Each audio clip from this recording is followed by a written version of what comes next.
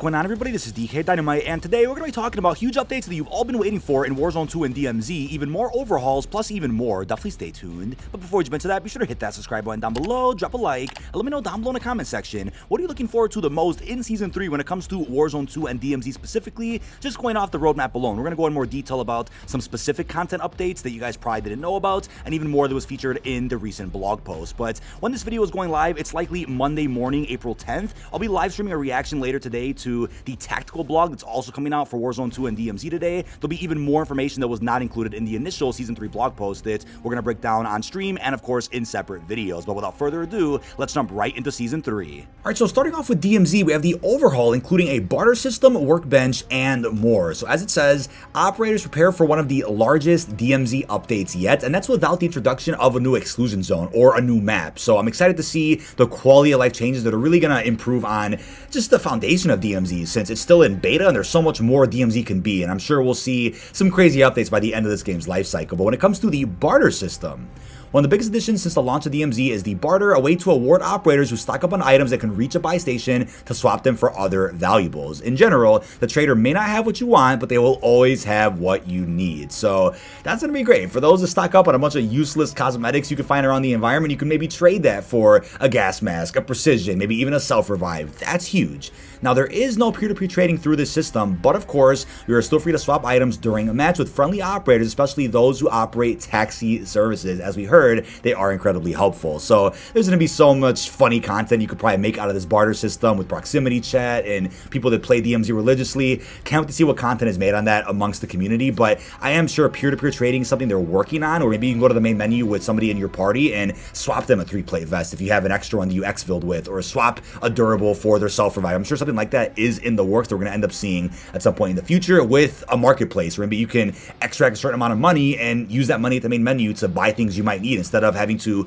go into a match to regain. But this altogether allows for easier regain. Anytime they add something like that, making it easier to make a comeback after a tough match of DMZ or a disconnect, the better. We then have the Workbench. Now, the major addition to DMZ is the Workbench, which can be found near buy stations and allows you to modify contraband weapons. So fans of Blackout are going to love this, right? Being able to pick up a weapon, take off attachments, or add some to it. This is huge. I can't wait to see this. I mean, any little thing like this to really improve DMZ overall is going to boost replayability and also really drastically change how DMZ plays versus regular Warzone 2.0, whether it's BR or Resurgence. This is going to make DMZ really unique, for PvP especially. But we then have active duty operator slots. So here's a nice image of what that looks like, essentially allowing you to have a preset class for certain purposes, right? One for PvP on Building 21, one for the faction missions on Mazrah, another one for taking on the bosses on Ashika. Whatever the case is, being able to separate your classes so that you don't always infill with the same loadout, the same 3-plate, the same gas mask, the kill streak. Being able to separate all that amongst your operators is massive. So as I said, in Season 3, you won't just have one operator to infiltrate the deniable areas. Every player will start with 3 active duty operator slots, which equates to having 3 separate operators who have their own on-soldier items. These items include your backpack, plate carrier, streak, self-revive, and even a gas mask. You can calculate risk to whatever missions you want to tackle, or the type of experience you want to have for that match. So again, having the element of choice, the variety, being able to really know what you want to have on your person, depending on what you're going to do in that match, that is fantastic. So loving the quality of life changes here for Season 3. We also have a new faction coming, which is currently redacted. Not sure who the actual faction is. Is it Shadow Company? Is it Perseus? We'll have to wait and see, but it will have 3 of its own mission tiers at launch, plus 2 more in season. So that's good to know that whenever they add in a new faction, we're still going to get all 5 tiers of exclusive missions and rewards, but they might just launch a season with 3 tiers for that new faction and drop the other 2 during the Reloaded update. Totally fine. So that's going to be interesting. We also have new and remixed missions and even a contract. So IW is introducing a new set of faction missions for this upcoming season, as well as a new contract. It also doesn't really make clear if this is a free faction or do you have to own Modern Warfare 2 like for the Crown. That's what I'm curious about. I guess we'll learn that a little bit more in the tactical overview blog coming later today. And now they're adding in the secure supplies contract, which flags containers in the exclusion zone with essential gear for this experience. Great way to get your operator built up after a previous run in DMZ where you failed to extract. So again, another great opportunity to regain besides just going in and doing a bunch of other things like looting enemies or just trying to get lucky in a building, you can actually do a contract up, you get set up even faster. That's fantastic. But we also have new bosses, and new bosses for DMZ did get leaked out a little while ago. We thought they were for Ashika Island, but clearly they weren't. But as I said, operators should prepare to face new threats across the various exclusion zones, as there are not one, but two bosses that intel suggests are redacted. Intel also suggests that deep underground on Mazrah there is redacted. So possibly an Easter egg or some type of challenge down there featuring one of these bosses. I know we had a leak about somebody named Pyro who was holding a flamethrower. Maybe you can kill him, extract with that flamethrower, use it in any match that you want a DMZ. A lot of interesting stuff going on. We have one called Pyro, one called Trapper. So we'll see if those are the two bosses we end up getting here in Season 3. And they said they have plenty more to share as part of a dedicated DMZ blog to be released before Season 3's launch, including new backpack and plate carrier types. Lots to look forward to. We'll be breaking down, of course, in some separate videos. But like I said, we're not getting a new Warzone 2 map in Season 3. It's not going to be coming for Battle Royale, Resurgence, or DMZ. That's been rumored for Season 4, though. There's a rumor we're getting a small-scale Warzone map at some point, maybe, in June? So with that, that just means we're going to be getting a bunch of quality-of-life changes in both DMZ and, of course, Warzone Battle Royale. So we're getting Resurgence in Mazrah. That's going to be exciting, right? For those that maybe like Mini Royale or do like Ashika Resurgence, we're going to get Resurgence on Mazrah as well, which is fantastic. The player count will be increased to fit Mazrah, so prepare to take on dozens of duos or other squad sizes, depending on the weekly playlist offering. We also have Plunder coming later in season, not at the start, but at some point during Reloaded. Warzone 2 is adding the mode that launched with the original Warzone just over 3 years ago, and that's going to be Plunder. So I'm a huge fan of Plunder. Can't wait to cover the mode as much as I can, right? The best way is to get max cash, win full games. Maybe there's going to be an Easter egg we can do inside of Plunder. I'm looking forward to this. So for those that don't know how Plunder works, big description right here of exactly how that's going to work. And they also mentioned as you gear up for ranked play and continue to prove your Battle Royale prowess, focusing on Plunder is an excellent way to practice with your loadout before hopping into competitive matches. Yeah, you can just spawn right in with your loadout, do what you have to do. Plunder's great. And also, it's a great XP farm. So I think with the launch of Plunder, we're not going to have people saying, oh, DMZ is just Plunder 2.0, because it's not. It's not meant to be, even if it seems stale to an extent. Plunder and DMZ are two separate entities entirely, so can't wait to see that. We got a nice image there of Classic Ghost holding some cash, so we'll have to wait and see if Plunder ever gets added to Ashika Island as well. We also have a new Gulag coming to Mazrah. This is one of our gunfight maps as well. So as they said, eliminated operators will enter a new Gulag in Mazrah if it is not closed due to the time during the match. This is known as the Black Site, which is separate from the Black Site, a super stronghold that appears in Battle Royale. So probably could have changed the name here, Black Site, and then the other Black Site.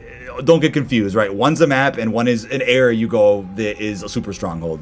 A training ground for operators wanting to return to the Warzone. This roughly rectangular, asymmetrical map has several interior spaces and long external routes. So for those that were annoyed with the current Gulag on Mazrah, got a fresh one coming in this season. So hopefully we start seeing a refresh of Gulags every season like we saw during, what was it, Cold War, even Vanguard's life cycle, where they just add in a new Gulag to just change things up a bit for the Battle Royale. But we then have new and returning features also in BR. So for those that are waiting for redeploy drones, I know I was, they're finally coming to Mazrah, right? They're already in Ashika Island Resurgence, but we didn't have them at all whatsoever inside of regular BR.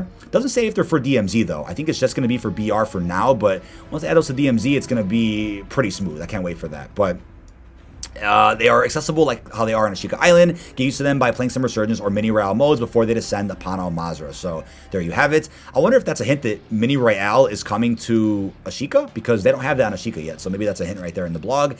Tempered, a feature that I've really been waiting for, one of my favorite parts of Warzone 1, and it was something that I thought would be at launch of Warzone 2, but it wasn't. So another Caldera first feature, tempered plate carriers change how your operator handles armor plates. With a tempered plate carrier equipped, your armor will be 2 half bars instead of 3/3, making it easier and more efficient to replay after one or both are cracked. Going to be fantastic, right? We even have a concept image from Harrison of how they could look at a buy station. You'll probably be able to buy them eventually, but for now, I think it'll just be something you find in random loot chests. UAV towers also coming at launch. First seen in DMZ, UAV towers are vital fixed sources that can be activated during a match to give you intel on your enemy's position. These were in Warzone 1. I know for sure they were in Rebirth. I can't remember if they were in Caldera or not. They probably were, but yeah, surprised they came to DMZ before Warzone 2 BR, but they're finally coming. And then more to come at mid-season, including decontamination stations. Yes, the PDS from Warzone 1 is coming back to form a field upgrade. So those who spent some time on Caldera know the power of this life-saving field upgrade, which creates a bubble of safe air to protect operators from the toxic circle collapse.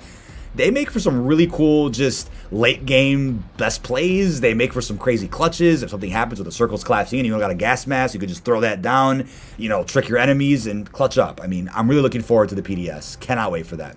We also have the perk package items coming in season. Another addition to the loot pool within season 3 is the preset perk package, which can be found in supply boxes. Specifically, lower rarity perk packages are available at buy stations though. So these are based on the packages from season 1 and 2. These items are incredibly valuable given their passive benefits, helping operators who opt not to obtain a loadout drop be on the same level as those who do.